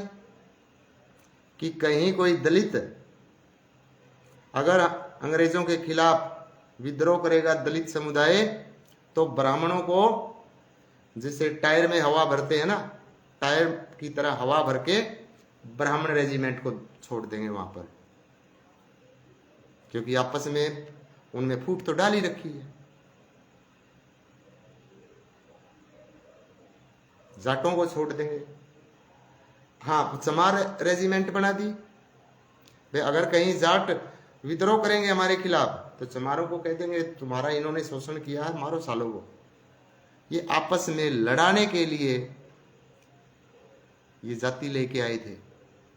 नहीं डियर फ्रेंड्स, जो राजे महाराजे होते थे उनकी सेना तो वो भी रखते थे। उनकी सेनाओं के नाम जाति के आधार पे थे क्या? नहीं थे। उनके सिर्फ क्या होते थे कि जिस वंश का राजा होता था, जिस वंश का राजा होता था, उस वंश के नाम से ही सभी की पहचान हो जाती थी। जैसे ये वैसे गोत्र ही होते थे, लेकिन जो गोत्र ज्यादा बड़ा गोत्र हो जाता था। फॉर एग्जाम्पल, जैसे राजा पृथ्वीराज चौहान है। अब चौहान गोत्र एक बहुत ब्रॉड गोत्र, बहुत लंबा चौड़ा गोत्र है। आपको हर जाति में चौहान गोत्र के लोग मिल जाएंगे। तो अब ये एक क्या बन गया? एक वंश बन गया, डायनेस्टी बन गई। अब ये वंश बन गया। लेकिन उन्होंने तो जातियों के आधार पर सैनिकों की भर्ती नहीं की, ना ही अपनी सेना का नाम जाति के आधार पर रखा। ये खेल शुरू किया अंग्रेजों ने। और आज भी ज्यों का त्यों वही खेल हमारे देश में हमारे साथ खेला जा रहा है।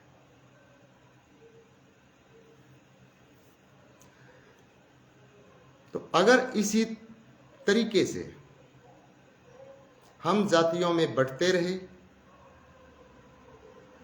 डियर फ्रेंड्स, डेफिनेटली हम गुलाम होंगे।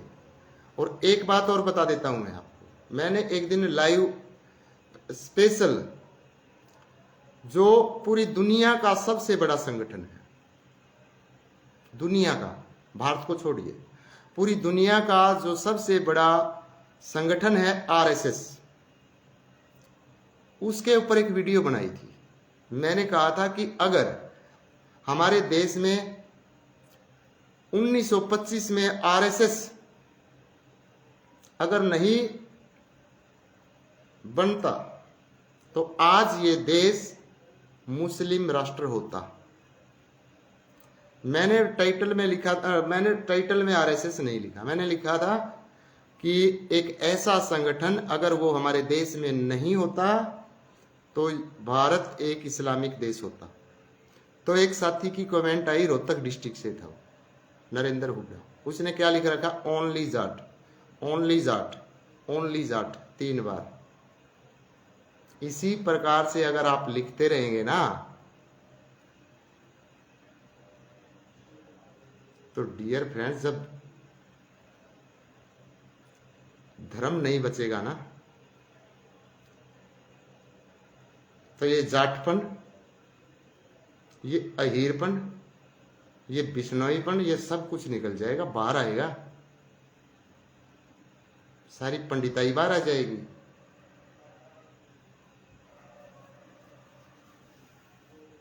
और आप देख रहे होंगे कि हमारे जो पड़ोसी देशों में क्या चल रहा है।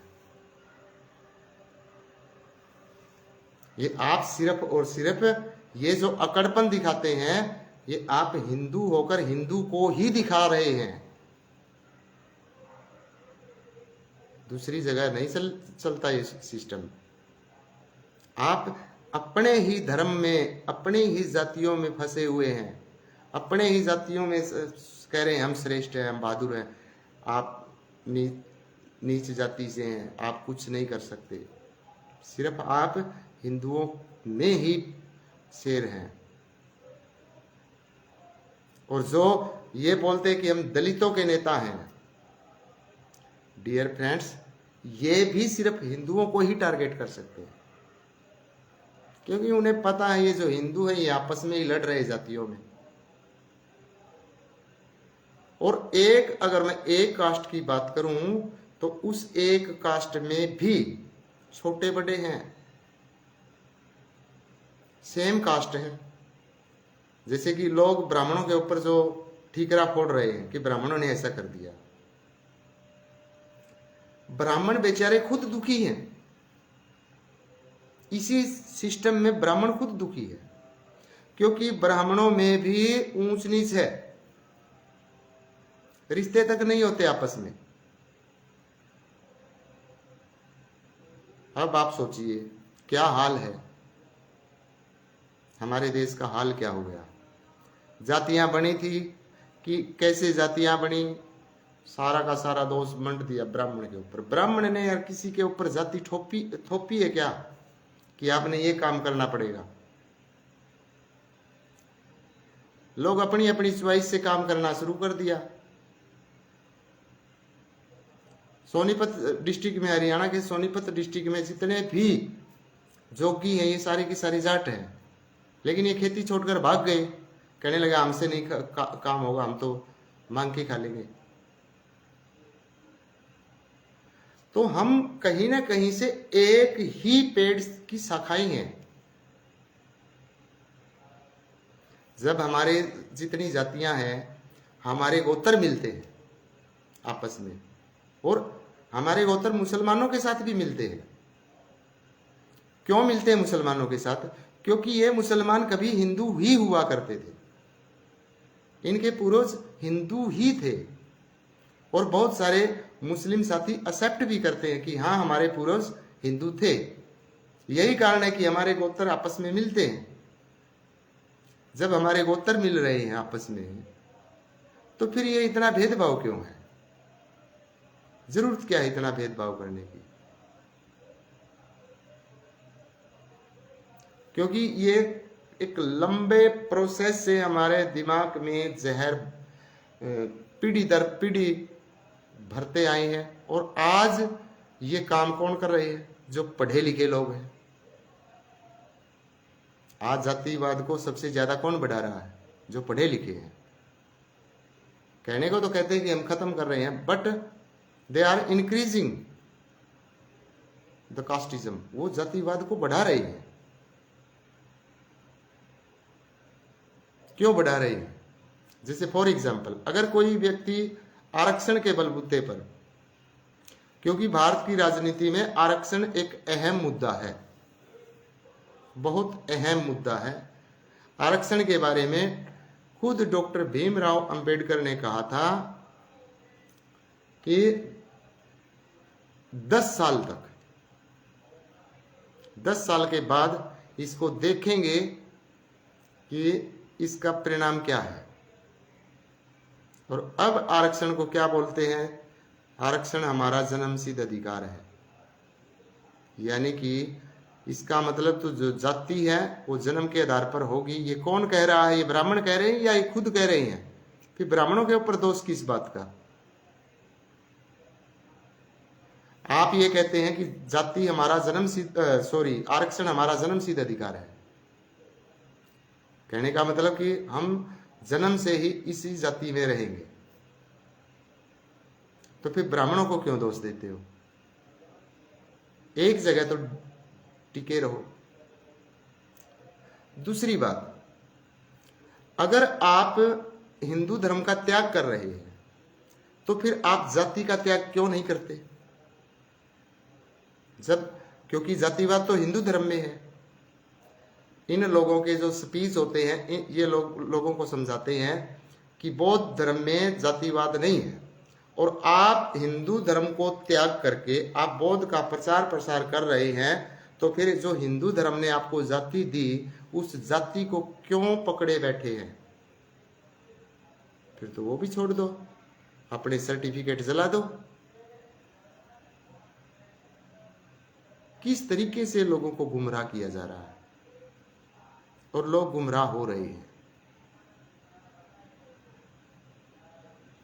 भी साथियों, मुझे तो देखो ये जो व्यूज पाने हैं नहीं पाने, मेरा अब शौक नहीं रहा इन चीजों का। वैसे तो व्यूज का मेरा पहले भी शौक नहीं था, बट भी पहले एक विरोध से पहले मेरे को लाखों लोग सुनते थे। लाखों लोग मुझे आज भी सुनते हैं पर डे, क्योंकि मेरी कोई 50-40 वीडियो नहीं है।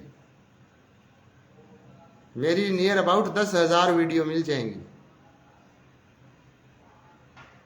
और 10,000 वीडियो को मतलब अगर हम एक वीडियो को अगर कोई 100 व्यक्ति भी सुन रहे हैं तो 1 मिलियन लोग मुझे पर डे सुनते हैं। यानी कि 10 लाख कम से कम लोग मेरे को सुनते हैं। लेकिन मेरी दिक्कत ये हो गई कि दूसरे लोगों के चैनलों पर सुनते हैं। मेरे जो चैनल है वो डेड है, मेरे चैनल नहीं चलते हैं। मैं गारंटी देता हूं, मैं अब किसी दूसरे के चैनल पर बैठ जाऊं, अभी मैं इतनी गारंटी लेता हूं कि अगर किसी के 1 लाख फॉलोवर होंगे, अगर मैं उसके चैनल पर अगर मैं बैठता हूं तो एक भी वीडियो 5-7 मिलियन से कम नहीं रहेगी। लेकिन मेरे चैनल नहीं चल रहे, मेरी कोई इनकम नहीं है। डॉक्टर सुखबीर खोखा की पुनः कमेंट आई है, जय श्री राम। डॉक्टर सुखबीर खोखा, आप जितने भी खास तौर पर जो सनातन संस्कृति से जुड़े हुए लोग हैं उन तक ये वीडियो जरूर पहुंचाएं किसी भी तरीके से, क्योंकि आज बहुत सख्त जरूरत है। डियर फ्रेंड्स, जितने भी साथी मुझे सुन रहे हैं, हालात बिल्कुल वही बात है नहीं कि हालात बिल्कुल फटेले फटेले हालात हो चुके हैं हिंदू धर्म का प्रचार प्रसार करते करते।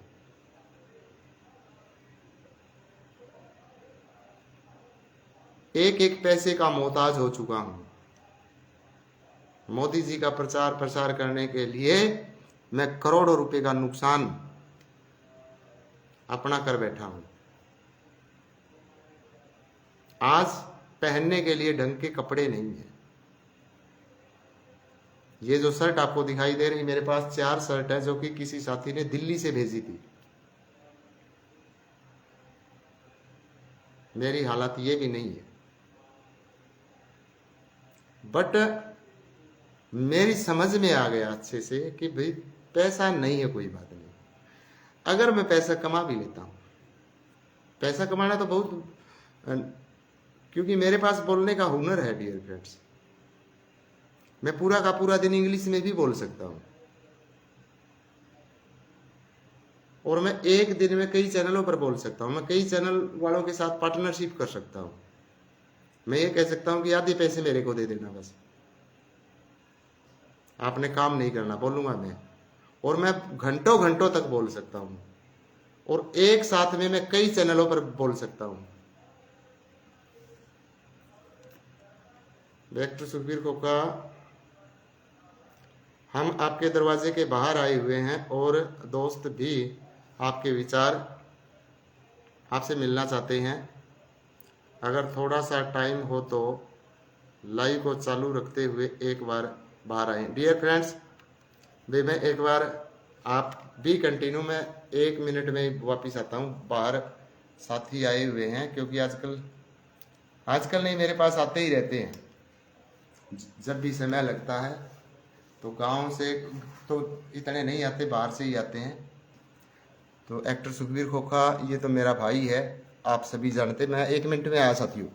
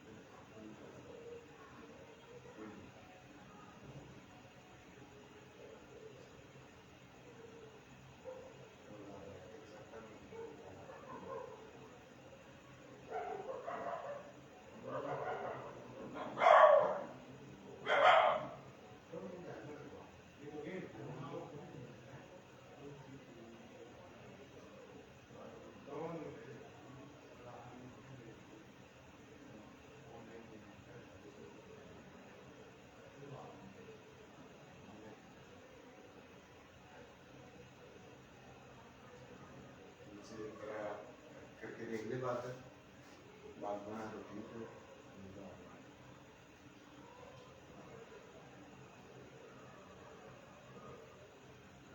इतनो तो हराम नहीं तो हाँ तो बेचे यूं तो कोई नहीं रहा, कट तो देवांगे।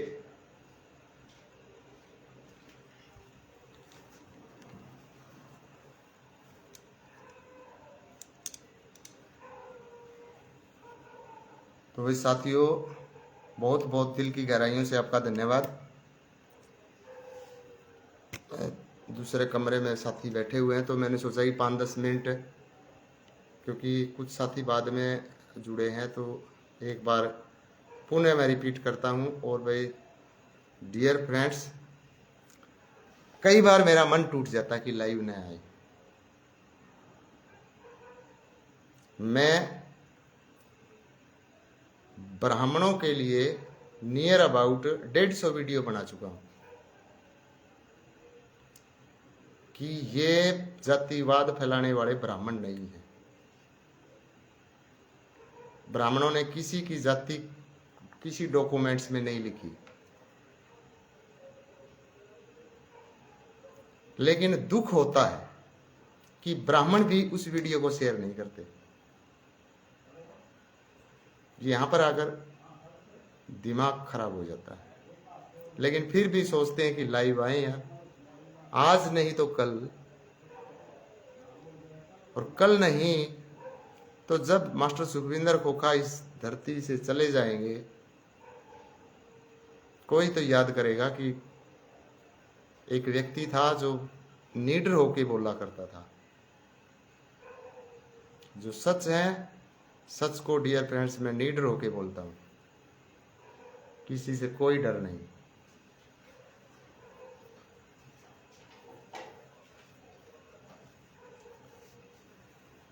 चाबी दे पेपर लग मेरे लिए।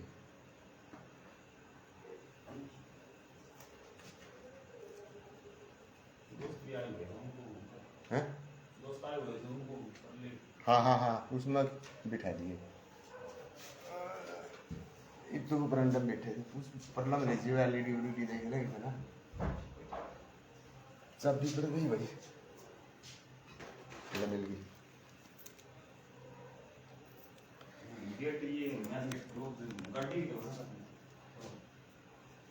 ना दुकान देख ले खुली हो तो ठंडा ठंडा ले ठीक। हाँ बाइक ले जी। हाँ तो साथियों, ऐसे में मतलब मन टूट जाता है, तो थोड़ा बहुत आपने भी सोचना चाहिए। और मैं आपको एक चीज और बता देता हूँ कि ब्राह्मणों को ज्यादा टारगेट क्यों किया जाता है, बणियों को ज्यादा टारगेट क्यों किया जाता है।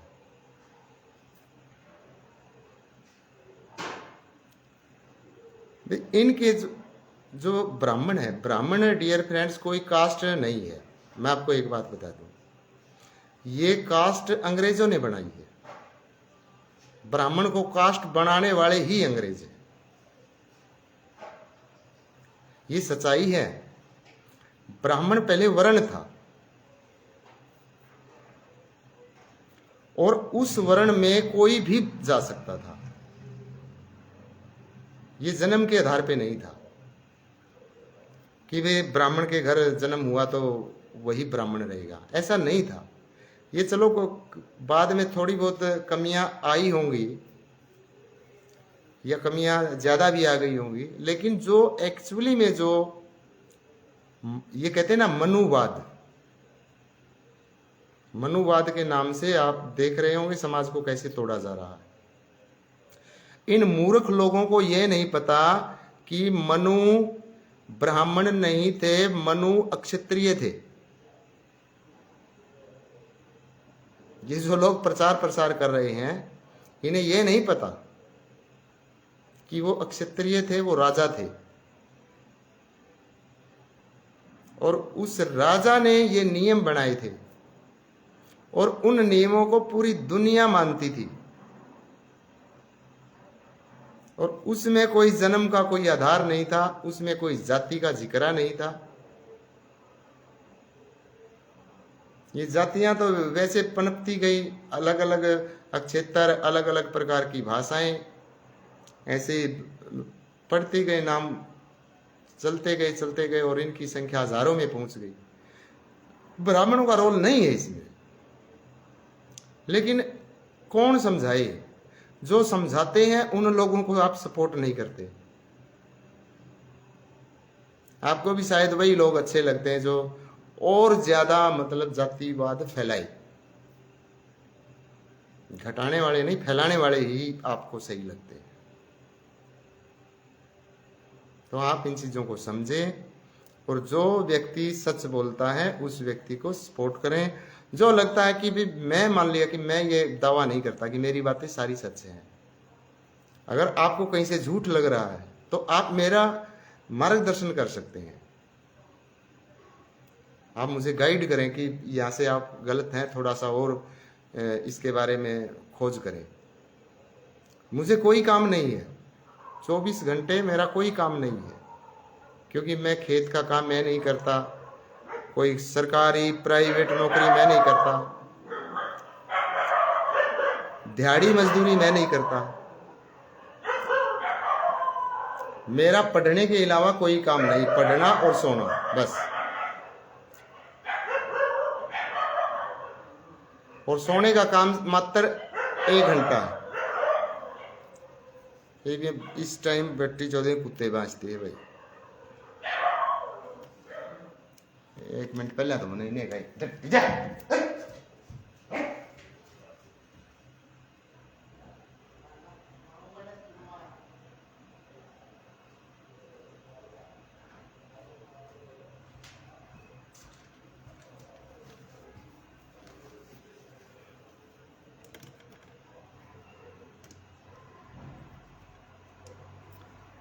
तो साथियों, आज का आपने जो टॉपिक है वो कैसा लगा, कमेंट करके आपने ज़रूर बताना है। और लगभग हर दिन मैं लाइव आता हूँ, वो आपकी मर्जी है भाई, आप शेयर करो तो ठीक है, नहीं शेयर करो तो ठीक है। अब ज़बरदस्ती तो किसी से शेयर नहीं करवा सकते, लेकिन हाँ इतना ज़रूर कहूँगा कि अगर आप शेयर करते हैं तो थोड़ा सा हौसला बढ़ जाएगा, थोड़ी और प्रैक्टिस करी जाओगी। और बाकी इसमें मेरे को ये नहीं कि मेरे कोई इनकम है। इनकम अगर मैंने फेसबुक से करनी हो तो मैं पूरी आग लगा सकता हूँ डियर फ्रेंड्स, पूरी आग। मैं रातों रात आपने सुबह स्टार हो दिखाई दे सकता हूँ, क्योंकि मुझे पता है लोग क्या पसंद करते हैं। लोग गाली गलौज पसंद करते हैं, लोग जो जहर उगलते हैं उन्हें पसंद करते हैं, उन्हें शेयर करते हैं, उन्हें गाली भी बकते हैं। फिर उन्हें गाली बको, क्या फर्क पड़ता है, क्योंकि उनका काम चल रहा है। वो आप किसी की गाली नहीं पढ़ते, किसने क्या कहा, वो अपने वीडियो बनाई और वो देखते हैं वीडियो पे कितने लोग, कितने मिलियन व्यू आए, कितने डॉलर आए। ऐसी तैसी कराओ गाली बकने वाले। लेकिन डियर फ्रेंड्स, मैं एक सोसाइटी को एक अच्छा मैसेज देना चाहता हूँ। मैं चाहता हूँ कि जो मेरी पढ़ाई है, जहाँ तक मैंने साथियों पढ़ाई की है, कुछ साथियों को तो पता है कि मैं भी अनपढ़ आदमी नहीं हूँ। 7 डिग्री है मेरे पास। स्टाफ सिलेक्शन कमीशन का मैं इंडिया का 4 बार का टॉपर भी हूँ। हरियाणा में सबसे ज़्यादा टेस्ट क्वालिफाई करने वाला भी मैं ही हूँ। हरियाणा में सबसे ज़्यादा बच्चों को पढ़ाने वाला भी मैं ही हूँ। ऑनलाइन नहीं, ऑफलाइन घूम फिर के हरियाणा में सबसे ज़्यादा किताबें दान करने वाला भी मैं हूँ।